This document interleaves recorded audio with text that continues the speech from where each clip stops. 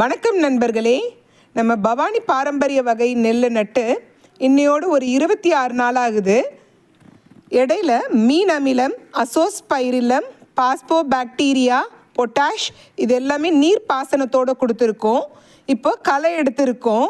அது கூட நம்ம புண்ணாக்கு கொடுக்கலான்னு பார்க்குறோம். இதில் என்னென்ன இருக்குது அப்படின்னு பார்த்தா, கடலை புண்ணாக்கு 25 கிலோ, வேப்பம் புண்ணாக்கு 25 கிலோ, ஆமணக்கு புண்ணாக்கு 10 கிலோ, மொத்தத்தில் 60 கிலோ ஒரு ஏக்கருக்கு எடுத்திருக்கோம்.